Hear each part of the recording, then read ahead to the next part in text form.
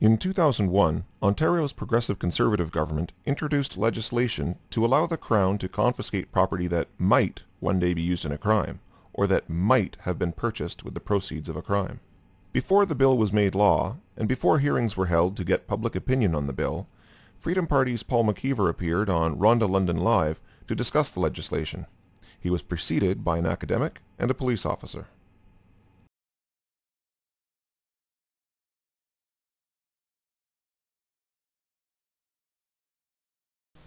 Hi and welcome to Rhonda London Live. On the show today, the Ontario government is cracking down on organized crime by going after the money.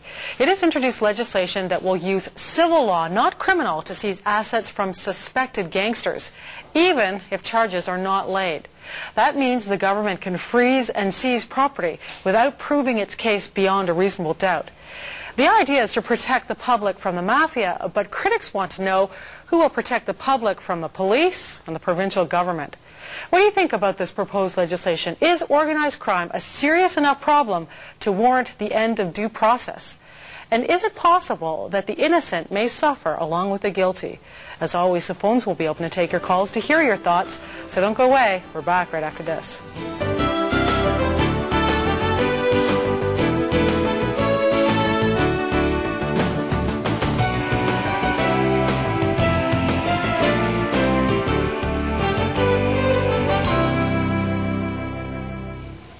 The Ontario government is getting tough on organized crime by hitting criminals in the pocketbook. It has introduced new legislation that would allow police to seize the property of suspected gangsters, even if criminal charges are not laid. With her thoughts on this, we're joined by Dr. Margaret Beare. She's an associate professor in the sociology department at York University. She is the director of the Nathanson Centre for the Study of Organized Crime and Corruption at Osgoode Hall Law School. And she's also the author of Criminal Conspiracies, Organized Crime in Canada. Thank you so much for joining us. It's a pleasure. Thank you. What is your initial reaction to this proposed legislation? The reason I was so pleased to be here today is the fact that I am absolutely, frightened by it, basically. Because, again, it's not even just this legislation. It's sort of almost symptomatic of a whole pattern of it's as if it doesn't matter what we bring in or at what cost in terms of violations of rights, as long as we can use the rhetoric of organized crime to justify it. Which, of course, puts me in a somewhat of a peculiar position, because I do, in fact, care, sincerely about organized crime, and I take it very seriously. But so many pieces of legislation and police policies and all the rest of it are being justified under the umbrella of organized crime, and as far as I would argue, to a large extent, have very little to do with organized crime, or have very little to do with a meaningful strategy to tackle organized crime. Well, you say this legislation is really just simply sinking to the lowest common denominator. What do you mean by that? I'm not sure that I said that it actually sunk to the lowest common denominator, but yes, fairly much so, in the sense that, we talk about, in fact, the Ontario government talks about, learning, lessons learned. Now, there are so many powerful lessons that we can learn from jurisdictions that have this legislation, and what we ought to be learning is the wide range of abuses that tend to come as a result of this. You don't have to charge the person. In fact, not only that, you can charge the person and find them not guilty and still take their assets. And again, I imagine, I've looked at and studied the draft legislation. As far as I know, I have not seen the regulations yet, and maybe the argument is that the regulations are going to be so tight that we can sort of feel safe. They've never been safe anywhere else. You go after the most vulnerable. You don't even go after your high echelon organized crime figure. How dangerous is it when you have the police stepping in and seizing property and assets without due process of law? When you move the case from criminal court, where you have to prove your case beyond a reasonable doubt, to civil court, where it's just based on the preponderance of the evidence, which is a much lesser standard. Absolutely, absolutely. I guess one of the things that worries me is the fact, I don't know why it doesn't worry the police from the point of view of the invitation to corruption.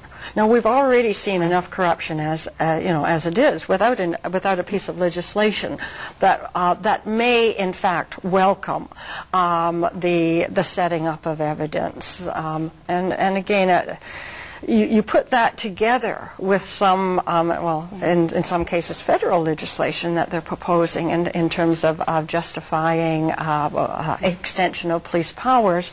I think you've got a really powerful and a very dangerous combination. What's going to prevent, if this legislation indeed passes in this province, what's going to prevent, let's say, a neighbor of mine who doesn't like my dogs barking, getting really annoyed and phoning up the police and saying that I'm running a drug trafficking operation through my house, and having the police come in and seize my property, and then, instead of being assumed that I'm innocent, I have to prove I'm not guilty? Well, and again, the supporters of the legislation will say, well, that won't happen. No. That won't happen. Well, again, I mean, anybody that is interested, can look at the array of websites in the states right now that are set up to basically illustrate that exact issue. That we like in Canada the idea of innocence until proven guilty, right. And we like that as like a base, as you said before, as a baseline. And this does, in fact, sink below that level.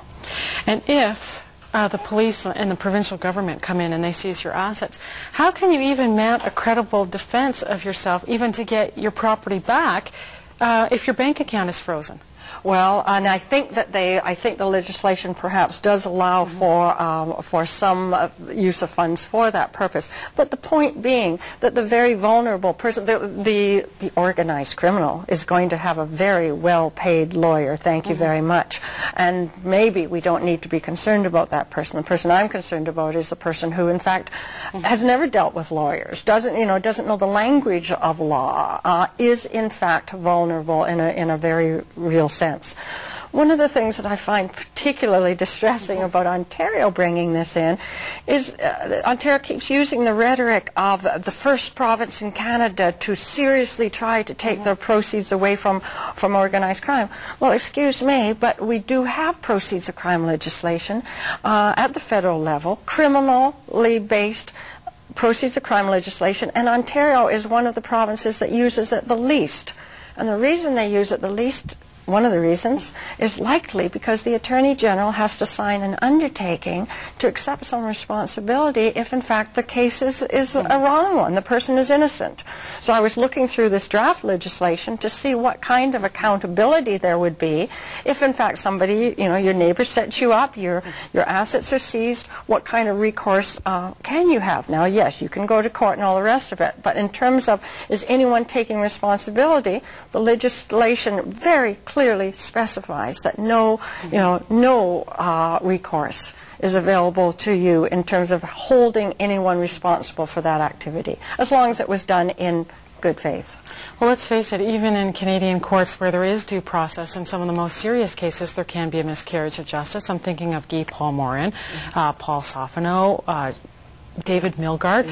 I mean, these are men who are wrongly accused of murder, spent many years behind bars, and then have been proven innocent. Yeah. And so that's even with due process. Absolutely. And the philosophy behind this legislation seems to be, we know who is guilty.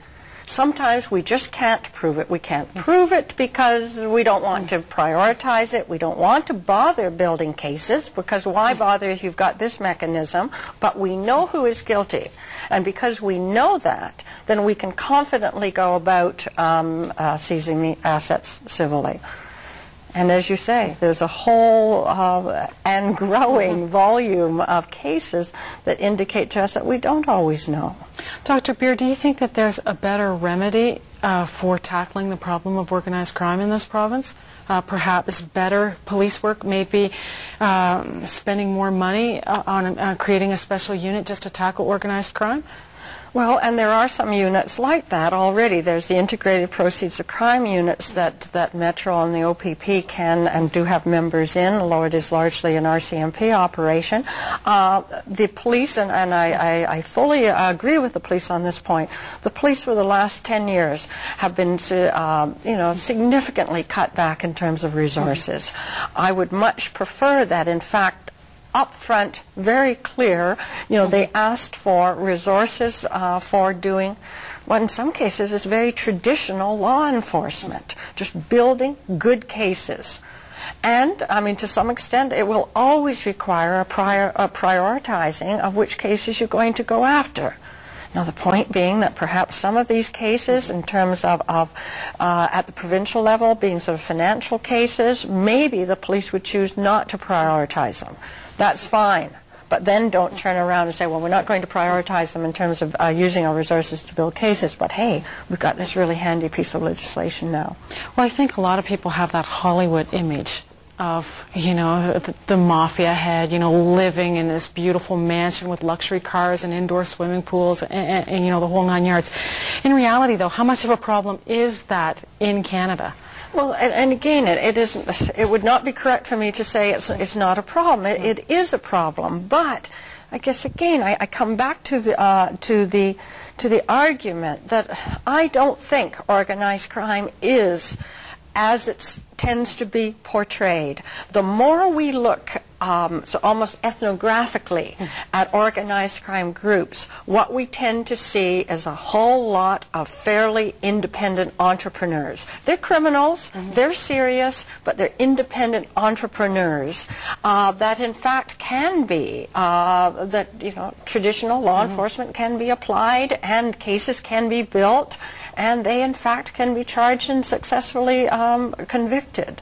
I think sometimes we maybe even hide behind the idea that we've got to take out the entire criminal organization, and by golly, because we don't have resources to do that, what can we do? So we, sort of wring our hands. Well, we don't wring our hands. We go ahead and try to do what we can, but I would be putting resources into policing, sort of an honest representation of where it's needed. This legislation talks about task forces. Again, seem to be somewhat modeled on the IPOC units, the Integrated Proceeds of Crime units, and maybe, in fact, Ontario needs to have that kind of an approach where you bring in your forensic accountants and all the rest of it. But again, be focusing on the criminal cases and not the civil ones. Okay, I want to talk to you more about that. But first, we have to take a commercial break. Also, our phone lines are open. I want to hear your thoughts on this issue today. The number to call is 905-332-3131 or 416-203-0302.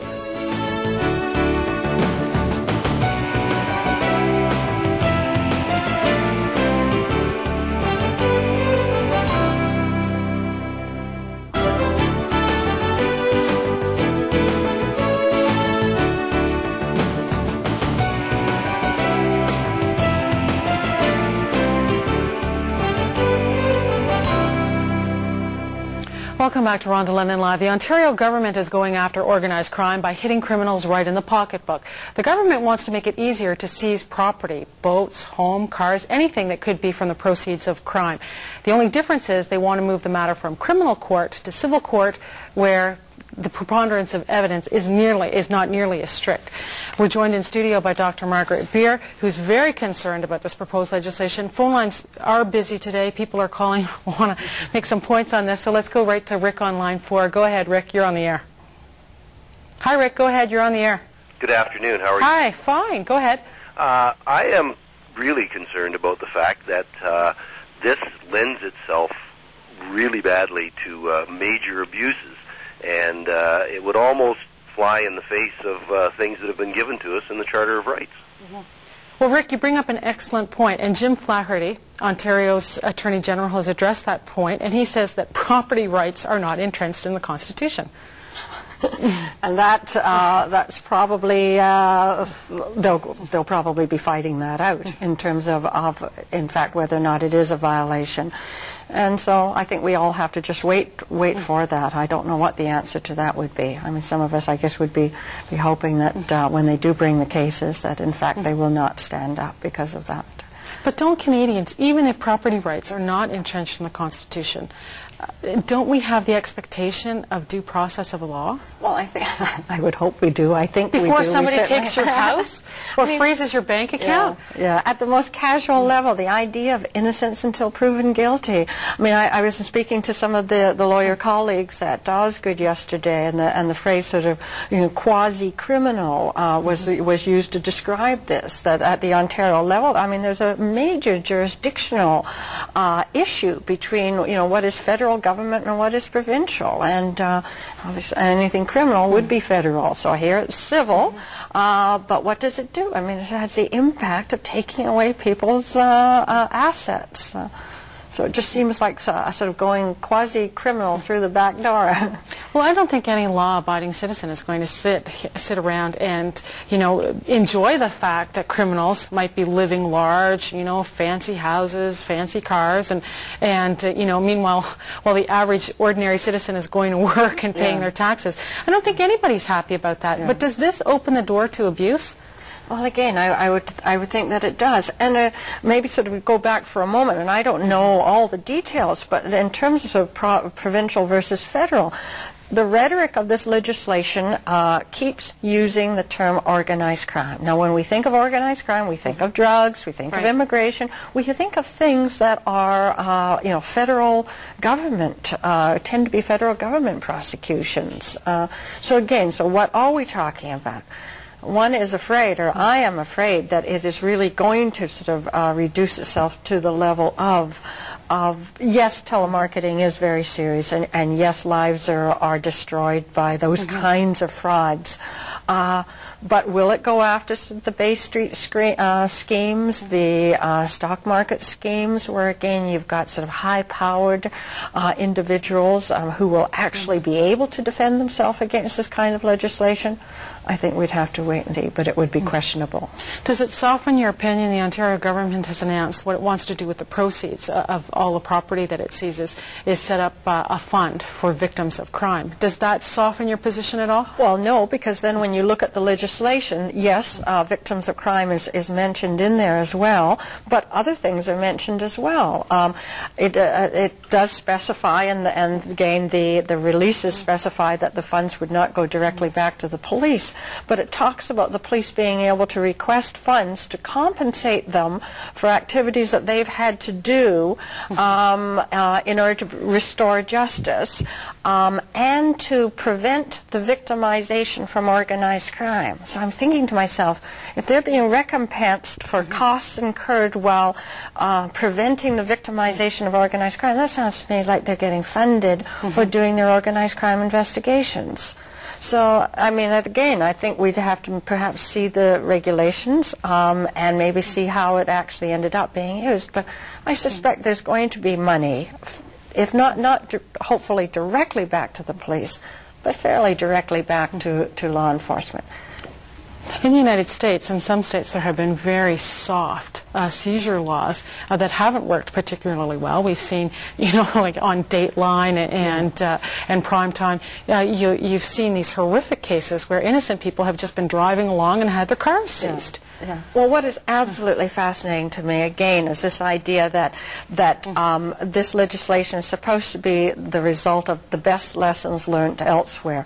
Now, if we wanted a lesson, all we need to do is look at what's happened in the States. But even further than that, we see that the federal government in the United States has really clawed back on the kind of civil seizure powers they did have because of a clear recognition of the kind of abuses that are involved. So at the same time, the United States is moving back, and in fact then at the federal level has put the onus on government to prove the case, and instead of the reverse onus aspect to it, the Ontario government merrily goes along and introduces this piece of legislation. Is it too much temptation to say to a police department that if you seize property, from people who are suspected, just suspected of being involved in organized crime, in some way you're going to benefit from those proceeds. Is that too much human temptation? Again, what we know is based on experience of countries that have those powers, like the United States, and the answer is it's too much temptation. You go after the vulnerable, you go after the easy cases, you go after the ones where the assets are particularly attractive. And sometimes you do it in an out-and-out corrupt manner, so that in fact, because again, it's based on this notion that you basically know who's guilty anyways. So it's that in Australia they talk about sort of worthy cause corruption, where you know who's guilty, and you're just sort of facilitating the removal of those assets. I would think that the police themselves would be, to some extent, afraid of this kind of legislation in terms of the kind of temptation that is out there for their members. Dr. Margaret Beare, our time is gone, but I want to thank you so much for joining us on the show. Thank you for inviting me. Don't go away. We're going to continue this conversation. Phone lines open. The number to call is 905-332-3131 or 416-203-0302. We're back with Police Perspective right after this.